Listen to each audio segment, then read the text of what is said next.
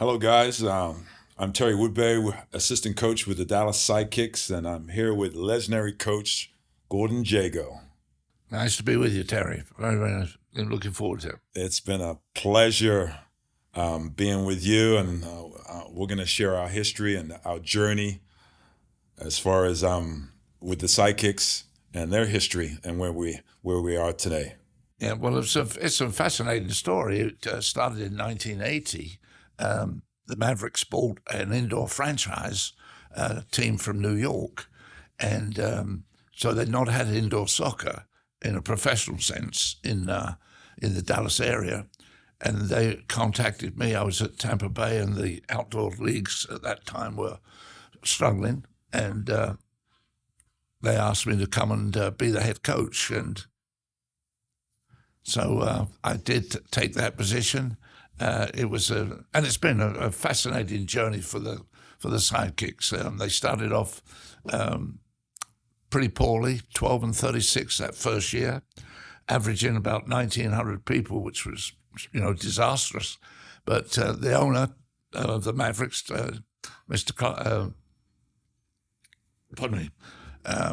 Took over, and he made it, supported us, and we 2 years later, 87, we won the championship. So it was quite a start with a very immature team of indoor. That was the key. And you probably found out, as we found out later on, to adjust to the indoor game, playing off of the boards, like off the hockey boards, etc., was difficult to adjust. Some players never did.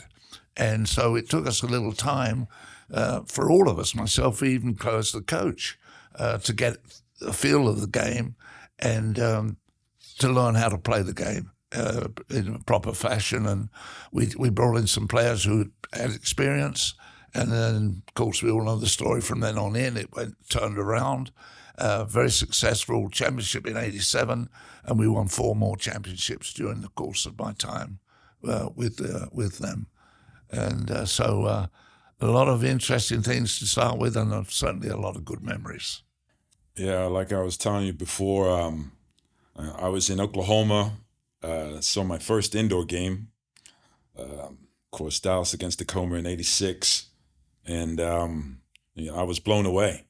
Yeah, that was a championship series, incredible. Went to 7 games. Reunion was packed, sold out. The energy and the excitement just took over me. Watching Game 6 and Game 7 with players like Steve Jungle, Preki, of course, Tattoo and Kevin Smith and all these all-star players. Not knowing at the time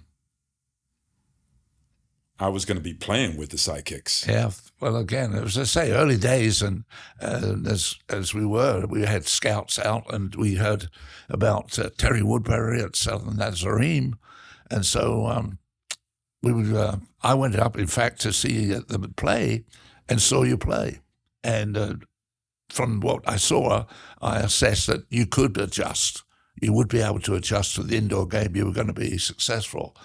Not necessarily proven to start with, it takes time.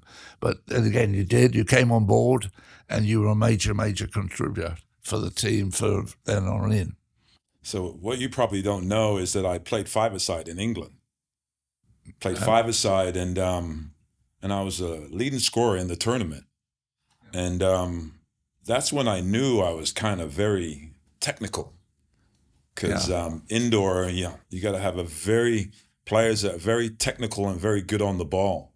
Yes, without a doubt. I mean, that's the first thing you look for.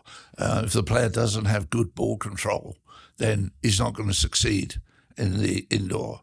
It's a much smaller arena than a big soccer field, of course, so there's much closer contact, quicker tackles, and so you have to be able to adjust that when the ball is played to you, it's yours. It's under control immediately. It's no good a loose bounce and loose possession, and it took some players who were outstanding outdoor players time to adjust. But as you say, you'd played in England, and of course that was my biggest surprise when I saw Terry Woodberry at Southern Nasreem, and I watching him play, and of course I wanted to speak to him afterwards, and of course I go to speak to him, and out comes this broad London accent, which kind of threw me straight away. And then of course you told me your history, and as we now know, it was a good meeting. You joined us. You were a major part of the team, and we had a lot of success together. So, and here we are today, even now after all these years, because as I said, it started in 1980, and it's to be 45 years next year. The history of the Sidekicks, incredible. So going back further into history, when I was in England, I used to watch you with Queen's Park Rangers. Yes, that was Rodney fine. Marsh, Terry Venables, bless his soul. Yes, we just lost him. Stanley Bowles. And again, who would have thought that you would have been my coach at that time? That's right. I mean, that was outdoor soccer for the people watching. That was outdoor soccer, and the names that you mentioned were all outstanding players playing for their countries. They were international soccer players. And so, I had the joy of being a successful manager in the Football League. And then, as I say, life goes on, and we had the opportunity to come to the United States, not knowing that we would finish up in indoor soccer. Came over as an outdoor coach. But as I say, I can look back with tremendous memories, a great deal of enjoyment. And it's still there. I'm able still to come and see the Sidekicks perform, and meet people like yourselves again, and we all reminisce. But it's as I say, it's worked out very well, and I'm pleased that this year we started off okay, and we're looking forward to another successful period. So going back in history again, at 11 years old, I made the Chelsea youth team, and I was over the moon. So I was the only one out of my classmates to make the team. Wow, yeah. So that was back in 1976, 1977. And now my stepdad was in the Air Force. So now we had to come to the States. So my soccer career took a change, yes. a change. And I wanted to stay in England. Just made the Chelsea youth team. That's the stepping ladder. Yeah. And then, of course, we get stationed in Oklahoma. No soccer. No soccer. That's right. That period, you're absolutely right. It must have been heartbreaking for you as a young boy, having just almost started a new profession with one of the top professional clubs, Chelsea Football Club, and then not to have soccer must have been a real shock for you. Tell you the truth, I stopped playing for probably for about 2 years, and started playing American football. And of course, I played rugby in England, so I love the physical aspect, of the game. Yes, I love to hit. I was I was the fastest in the school, so I used to be a winger in rugby. Yeah. Last guy on the end, get the ball, get That's a tie. off you go. Yeah. I've always said if I would have been born here, I would have been a running back. Yeah. But, became a kicker for my high school. And then I was getting ready to go to OU. One day before class would start at OU, a soccer coach called me, West Harmon. He goes, "Do you want to come to school and play soccer on a scholarship?" I said, changed my mind. Yeah. And a good decision, but not that you knew at the time, but here we are today after all these years, and you've had a marvelous career as a player and now as a coach. So it's all worked out exceedingly well. And little did we both know, both of us coming from England, as you say, primarily outdoor soccer people, and that we've had a tremendous career with both, and more importantly, in the latter stages of our life, because indoor soccer for long period of time here was the only soccer we had professionally. Yes. We didn't have a professional league for quite a number of years. And that's what enabled many of us to stay in the country, as a coach. Because we'd been employed on outdoor teams. They went, and fortunately the indoor league had started, and that gave us another opportunity to continue to stay in the country. And as we are here after all these years, good times, good memories, and still plenty more to come, I'm certain. Yes. I had my tribulations starting out when I was a younger player, learning the indoor game. And at one point, I had to make a decision. I need to get better. I need to look at myself. And then all of a sudden, my first year, playing a little bit, I was on a developmental squad, actually working at Doc Lawson's trophy business for a little bit. And then I had to wait for my moment to come. And I remember when Willie Milano got hurt, he couldn't make the trip to Tacoma. I made the squad, the traveling squad. It's my first game. And I remember the speed of the game. I remember I was tripping over the carpet. Everything was new. My legs blew up like it was. It's quite an adjustment for all the young people who are watching this who play soccer. The adjustment from outdoor to indoor, Yes, is quite. It doesn't, as I say, a lot of the top outdoor players didn't make it. They could not adjust to the indoor game, and so it was very sort of sorrowful for those, because many of them had come to this country as outdoor players. There had been a league, and then all of a sudden there wasn't. But again, it continued. Now, thank goodness, we're back with both, and both are being very successful, and opportunities are there for youngsters to be both an indoor professional and an outdoor professional, and that's most important in this day and age. Yeah, I'm seeing the younger players of today, having to make that adjustment. Again, we talk about the boards. Their mindset is sometimes I'm an outdoor player first, and but good players know how to adapt, even if it's indoor. I was with the futsal team, U.S. futsal team that lost to Brazil in the final with Ron Newman, John Kowalski, Yes. And they were very surprised that the U.S. was good at futsal. Yes. Oh, yeah, because futsal was primarily a Central or certainly a South American sport, and certain European, Spain, for example, where they were very good. They had good futsal leagues. And as you guys say, that I think when a USA team at that time suddenly appeared, they were very surprised at the standard of the U.S. teams. Yeah, all the players, they didn't know we played indoor. Yeah. So again, technical players, what it's like Chico Borjar, Del Irvine, we had Jeff A. Goose, Victor Nogueira in goal, good with his feet. Yep. And what was so funny, when we were watching the teams, they would never change. Of course, in indoor, we would constantly change. We've got the door. We're the only team that would change on the fly. Yeah. So now, of course, I learned this from San Diego. A fatigued player is a bad defender.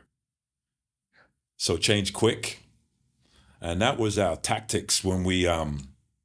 Yeah, I think you're right, because the San Diego team at that time, and you were there, was one of the most successful, and that was because I think Ron Newman was the coach, and he was very innovative. And this business of substitution, that's the secret in indoor, because you've got a player's box. If you haven't seen it, there's a players' tee box, and you've got two doors, and they're about 12 yards apart. So if you get one fella coming out of the game in the rear door, you're getting another one going out on the front door. So you can gain 12 yards. And what that does, it's difficult to describe, and you really have to see it, but it gets players behind the opposition in a dangerous position.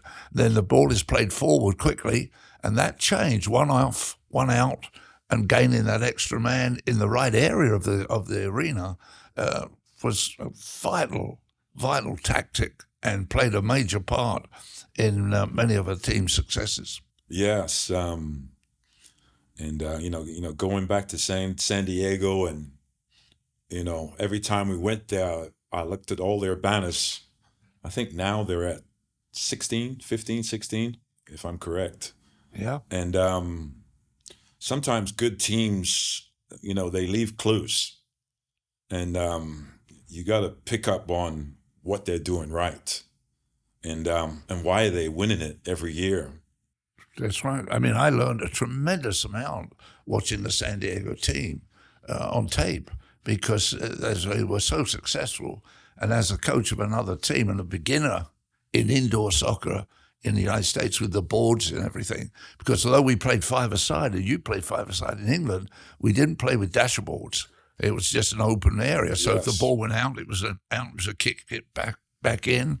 But to play with those boards, I mean, there were times, and it's very difficult to describe, it's best to see, but sometimes as a forward, you didn't shoot a goal. You literally shot onto the boards by the side of the goal for the rebound for another one of your teammates to take a shot close in. And, when you say, you don't shoot for goal, you play onto the boards deliberately, yes, you did, because it was a good tactic, it was a successful tactic, and it brought about a lot of goals. And it took time for players and coaches to adjust to those tactics. Oh, yeah. Yes. Yeah, one of my players I used to try and study all the players, especially Tattoo. He knew how to use the boards. I tried to emulate his spin move, freeze the defender, and then spin. I ended up scoring a lot of goals. Trying to teach these young players right now how to use the boards to their advantage. Then there was Chico Borja. He would dribble to the boards quickly and then spin. And he had a different kind of way of taking on players. Then you had Del Irvine. He would post up against a player and then play it round him back to himself. Yeah. Play it back round to himself. So, because now when I look at the modern game, I want these guys to really look at the past and see how these players used to play back then. Because they can learn a great deal. Yes. And those players became very, very classy indoor players. I mean, the tactics that you've just described, they were built by the players of that period, the names you've just mentioned, who were successful. And it's good for now that if I was a young player, you should be doing, as you quite rightly said, you should be looking at those older tapes to see exactly how they spun and how they played the boards, and you learned a great deal.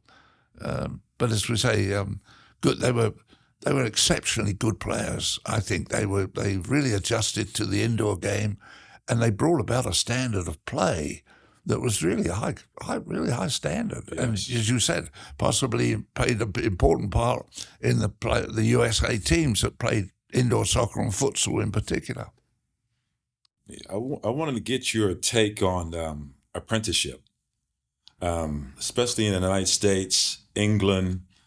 Sometimes it could be in the Caribbean countries where they don't have that structure, that organization, and especially for young players.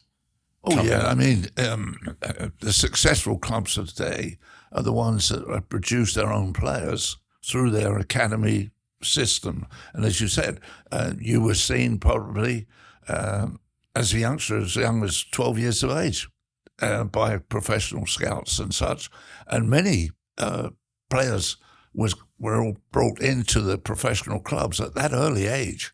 Now, they don't all make the grade, unfortunately, but many do. But it's a system that brings a young player into a real professional environment, and he's seeing these senior players, he's training with the senior players sometimes, and that's where they become very knowledgeable at a very early age, something we don't have here in the United States. It's getting better. Our youth soccer programs under the United States Soccer Federation are developing all the time. They've got many, many good coaches, and so the young American boy at this stage is getting a good education soccer-wise. That'll stand him. It may not necessarily guarantee him a professional involvement, but it certainly will make him a better player in whichever level of soccer he is.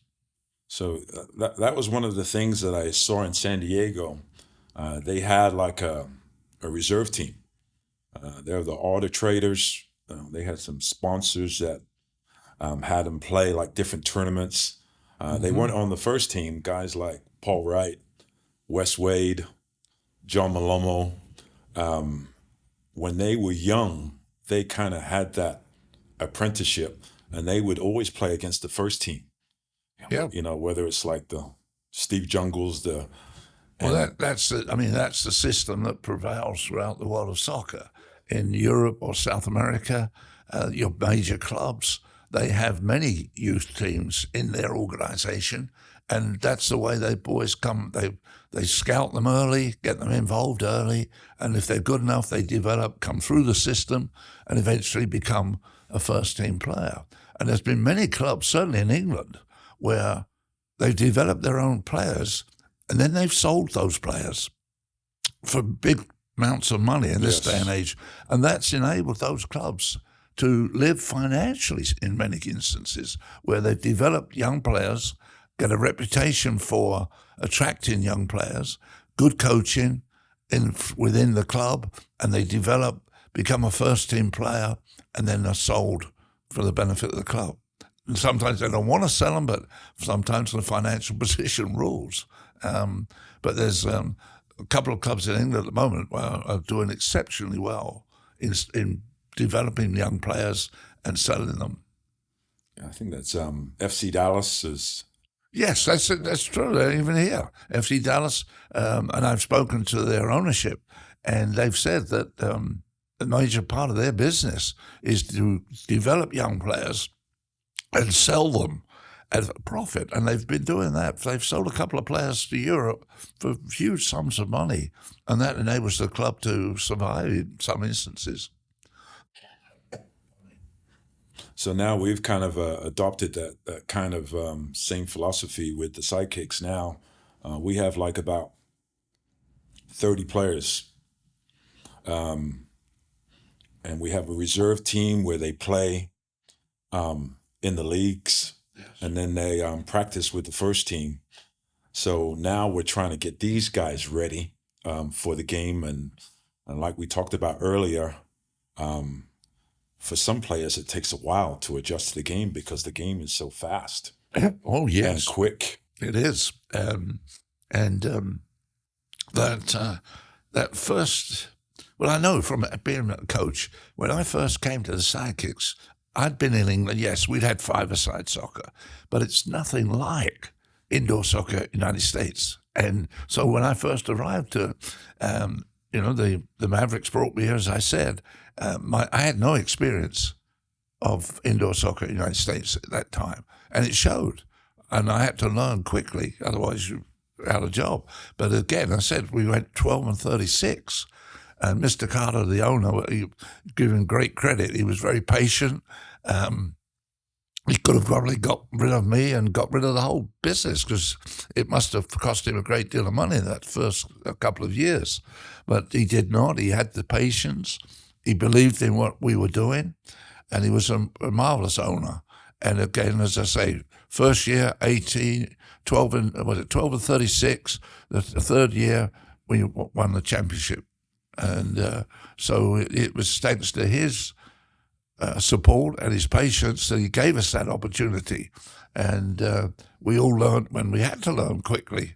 because if you carried on, your club would have folded. And there were, at times, teams that folded. They didn't have that ability to develop their own players.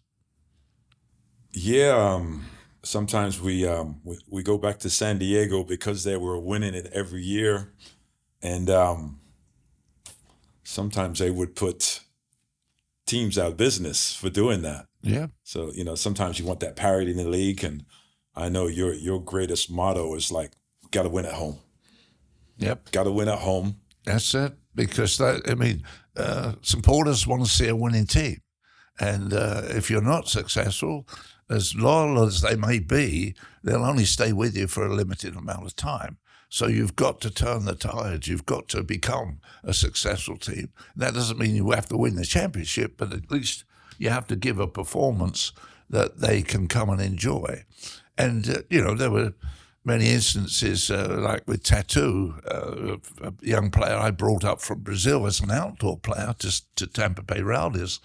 And then when I came over to Dallas Sidekicks, I brought him and a number of other of those players, and they adjusted. But he got into this fashion where when he scored a goal, he took his shirt off and literally threw it into the crowd to one of the audiences. It was a gimmick, but it became a successful thing. People came and they wanted to get Tattoo's shirt. They put notices up, please throw it this way. And even then, when we play on the road, we might lose 10-4. And Tattoo scored. That goal was shown on the TV in that Baltimore that night because off came the shirt into the crowd. It was a gimmick, but it was a good publicity thing. And it all helped to maintain. But you're absolutely right.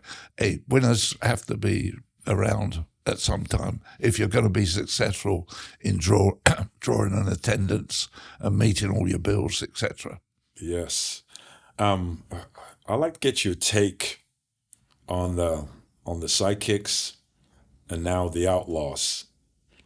Yeah, that's interesting because, again, it's good for the game to have two teams in such a close area. And of course, you've got the interesting situation where a lot of the former players, yourself included, are with both teams. I mean, there's Tattoo and Nick Stavro are with the Warriors, and yourself here with the Sidekicks. And that's good for both teams. There's a good rivalry, and they're a brand new club. They're in, I think, their second year now. But Sidekicks, having been around a long while, much more established. But it's good for the area. It's good for the two teams. You get a great rivalry, and you get a good attendance when the two teams do meet each other. Yeah, it was interesting to see December 9th when we got that victory against them, 8-7, and meeting the fans afterwards. And a lot of them were kind of partial. They still had a love for the Sidekicks, and of course they had some love for the Outlaws too. And like you said, former players now that are coaches, and but it produced good attendance. Close to 4,000 out, and that's good for, as I say, the rivalry is good for everybody. There's more opportunities for players. You get two audiences. And of course, as you said, and this last game, the 8-7 game, had everything. It had excitement. It had good goal scoring, the closeness of the game, how it swung back and forwards. And at the end of the day, all right, there has to be a winner. And thankfully, it was the Sidekicks that come out on top. But I've met people who were at that game, and they didn't want to stop talking about it for quite some time. It really was a perfect example of the top-class indoor soccer for both teams. Yes. Of course, I'd like to get your view on the past and the future. Obviously, money kind of dictates as far as what kind of players you get. If you're going to be successful, you want to get the top players. Yeah, I think, well, you've seen, in the outdoor soccer, fortunately, it's come a lot, soccer in the United States has come a long way since 1972. 1972 was a very important year, certainly in Dallas, because the old team, the Tornadoes, were playing. And 1972 brought about the introduction of youth leagues. The professional clubs knew that if they were going to succeed and draw attendance, they had to build an audience. And American men at that age, 30, 40 years old, they weren't going to take up soccer. They were too entrenched in baseball, football, basketball, the American sports. Yes. So the clubs had that sense, the soccer clubs, hey, let's go up on a youth market. And that's what we did. The Dallas Sidekicks started off by introducing leagues and sent all our players to youth clubs, to schools. We put on clinics, we put on camps. We went after a youth audience. And what happened was the fathers and mothers came to watch their kids play. And they got interested into soccer. And that's how it all took off, because at that time, as I said, 1,900 people at the Reunion Arena, an 18,000 arena. It was disastrous that first year. And as I said, only thanks to a good owner who stuck with it and saw and had a belief that it was going to succeed. But the secret of the Dallas Sidekicks making it was success on the field by getting a lot of good young players like yourself. And secondly, going after a youth market, because they went after the youth market. Then the kids met the coaches. Some of them were as tall as tattoos. So they were, there was and he's a professional soccer player sort of thing. And that's how we built an audience. We built an attendance, but at the same time, you had to be successful. You had to win, of course. But that's what, and I would say to any new franchise in soccer, both indoor and outdoor in the United States, go after the youth market for starters. Get the youngsters following, getting them coming to see you play, because that'll bring mum and dad. And it's interesting, well, I mustn't rub it on too much, but I'm still involved with the Dallas Cup, the big international youth tournament. And if I go after a sponsorship from a company, if I meet a gentleman who's over 40, 50 years of age, he really doesn't know anything about soccer. It's hard. I've got to work hard to sell him to that company to become a sponsor. But if I find a younger one, a younger father, 20, 30 years of age or so, then he knows soccer because of his kids playing. He goes to watch his children play, and he's come to know the game. And so if I get a younger gentleman when I negotiate a sponsorship package, I've got more of a chance of success than the older one. The older ones are entrenched naturally. That's how they grew up playing basketball, football, and baseball. That's their sports, and it takes time. But it's there now. We've got a good professional leagues, both indoor and outdoor. The MLS is, I think, secure now. It's very well run. It's financially stable, and so soccer now in this country is on the move. And we're seeing a better youth national team because the younger players are developing and coming through. And our men's national team are doing exceptionally well. They're very young, this group they've got at the moment, but I think they're going to do very well in the next few years. Yeah. Did you kind of adopt that theory from Queen's Park Rangers? You kind of had a makeup of family-oriented. Yeah, I think the same there. That Queen's Park Rangers, when I went there, they were a second division. They were not in the first division at that time. They'd been in and lost out in the promotion relegation system. But it was due to a younger audience that, again, the club had decided that that's where they went. And they had youth clubs. They had a lot of youth teams, boys teams in the club, and they built their audience, and a lot of players came through, as you just said. You rattled off a few names there that they started with those clubs and in the youth teams and progressed through the stages and finished up as first team players. And as I say, QPR, we were very fortunate. We were successful. We had a lot of good young players.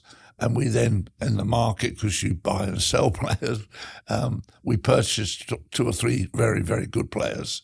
And that made the team as successful as it was. And we gained promotion to the first division, and they're a top club. And but a lot of hard work went in. A lot of good decisions were made in those early days. And a lot of good young players came through the system to make the club what it was. Okay, yeah, very good. I'm noticing, and probably you're noticing, that we run into people in the community, and they were avid Sidekick fans, and then I run into a lot of them, and they're like, they don't even know that we're back. And what advice can you give to kind of win back the community? Yeah, because what happened, and I mean, for those people who are watching, the Sidekicks went away, and so that was a major problem. So when it comes back, it takes time. But I still say the secret for success is to go after the youth market, get the kids, do camps, do clinics, any which way, get your players out into the community, so working with the young kids, speaking with the young kids, and that's through those boys and girls who will watch and work at the camps, etc. The parents will come because they want their kids to enjoy. And if a boy or a girl wants to play soccer, then fathers and let's be fair, fathers are spending a great deal of money on youth soccer this day and age. By the time they buy their uniforms, pay for their coaches, travel, it's an expensive item. So the father wants the child to play and enjoy. And so I think, again, that's the best way. Go after that youth market. It's old hat, but it worked, and I think it still will work. And that's what we've got to do with the Sidekicks today. We've got to get out and about into the community, get as much publicity as we can for the Sidekicks. And if you've got a situation of an exceptional player, promote him. Find if there's a gimmick. I mean, tattoos was throwing the shirt if he scored a goal. But if there is, use it, and that's the way. Once you get that attraction and interest from the younger ones, mum and dad will come with them. They want the child to enjoy soccer, and the kid says, hey, I want to go and see the Sidekicks, then dad's going to take him. So I think that's one of the most important things. My advice to any club that's struggling or is brand new, go after the youth market to start with, and build from there. Yes. I know one of your important factors entertaining the crowd, making sure you entertain the crowd so they can come back. Yeah, I think, again, the American audiences have been geared from their other sports. It's not just the sport. There's all sorts of other entertainment, cheerleaders, and such and so forth. You've got to do that as well. You've got to provide an evening of entertainment, not only with the soccer on the field or in the indoor arena, but also in the intervals. In the half-time, there should be a good show, whether it's dancing or cheerleaders, whatever. But have some entertainment. Make it a family night that they come, and there's something for everybody. Even perhaps the mother who doesn't know much about soccer, if there's a good performer, artist or singer or whatever, or the dancers go, put that program together and it becomes a family outing. Everybody comes, each one's got a certain thing they enjoy most and what they like to see, but it's important, I think, to work in that direction. And hopefully, if you can turn the results in your favor as well, it'll all build to increase. Because you couldn't have a better example than the Dallas Sidekicks. First year, 12 and 36, 1,900 people. Third year, 16,800 sellouts. And the team wins the championship. So it's there. It's already a proven program. It's already a proven style to build an audience and be a successful team and a successful club. And so my advice to any club, and particularly the Sidekicks, the new ownership that they have, that they go into that direction and we get back to where we were before, sell-out crowds and an entertaining evening or afternoon of the sport and other items. Of course, now we've got a different time slot as far as the season, and where it's shorter. Of course, back in the days, we used to start with 56 games. Yep. Now it's maybe 23. It's a minimum of 48. Yes. Minimum of 48 games in our early days. And so you're right. If you've got to battle a season, it's a different period, because I think we went mainly through the summer, winter. I can't recollect now exactly when we started. I think we normally started in September. September, yeah. And through the winter months. It came all the way round, Because I know with the final, the one that we all talk about, that you said the seventh game in Tacoma, that was played in June. That was the final day. And so we must have played from probably early September through the winter months. And then you probably finished in May and then went into playoffs and such that took you into perhaps June. But no, it's not an easy thing to solve, but I think there's so many signs as to what did and what did not work that it's there for you to copy. Copy the good, throw out the bad, and I think you'll turn the tide for a successful franchise.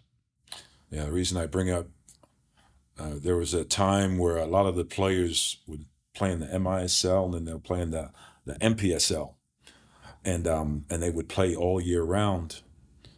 Now we're seeing the Mexican teams, Chihuahua, Monterrey, they play all year round. Yep. And cash tournaments and leagues. And now when we see those guys play, they're very much in sync with each other. And now they're a dominant force in the league, but they have the whole of Mexico to choose from. Oh yeah, so, I mean, and the Mexican teams. I mean, it's a national sport, and it's been for years and years and years. And the national team has been very successful. Again, I mean, soccer was played in the United States way back, but very limited. As I said, the change, as much as I've studied it, was around in the early 70s that it started to. The professional clubs at that time, outdoor teams, started youth leagues and youth teams and built from there. So we're a relatively new country in comparison to your Brazils, Mexicos, Argentinas and such. But they've done well. The federation now, I think there's over 5 million boys and girls registered in youth soccer, officially registered. More than any other it's sport. Incredible. And so the game is now there. It's well established. The MLS is now, I think, first class. It's run well. It's well organized. Standard. They brought Messi in from Argentina into the Miami team. So all those are good moves, and the sport is secure without a doubt. And then come back to what we're talking about: sidekicks, new teams, new clubs.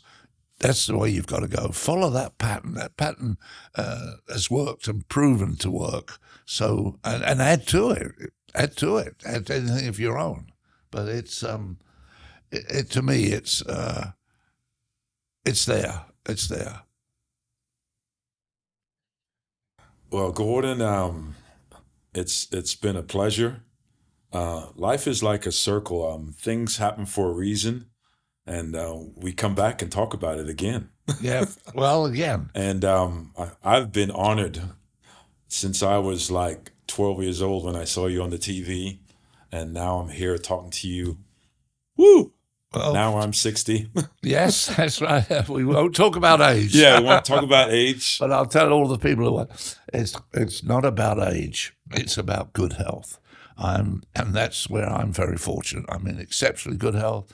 I've got a lot of friends who are younger than me, but unfortunately suffering with wheelchairs, walkers, dementia, and so it's about keeping well, and that's been good for me, and that's why I'm still involved in the game. It keeps me interested. I travel the world, and at somebody else's expense, which is the best way to do it. But I sign up teams for the Manchester Uniteds, the Sao Paulos of the world to come to the Boys Scout tournament in Dallas. So again, very fortunate. And as I say, you and I have had a long time together, and we've had a lot of joy, and we've got these good memories. And here we are, a couple of old codgers reminiscing. But seriously, every good wish to the Sidekicks. I think they've started well. I think this could be a very good season, and we're looking forward to being at the arena. And for all those watching, take time out and come to the arena in Allen to watch us play and see and enjoy a good night's indoor soccer. I'd just like to add to that health and developing good relationships. All the people that's a part of your journey, this is what life is all about, developing good relationships, whether we're playing against each other or whether we're off the field. Now I'm meeting people from 10, 20 years ago, 30 years ago, and we still have love for each other. That's a beautiful journey. Well, that's the good luck of the sport. I think the sport builds good relationships, and we've both experienced and still experience them, and that's our good fortune. I'd just like to say I'm honored, and you've been a great father figure for me. It's been my pleasure, and I appreciate all you did for us, because at the end of the day, it's those young men out there on the field that make it all happen. And you were part of that, and I'm delighted that you had a tremendous career as a player, and now you're on the first stages of a tremendous career, I'm certain, as a coach. So a lot to look forward to. And as I say, we'll keep our friendship and our time together, and I'll certainly be out at most of the games watching and cheering. Thank you.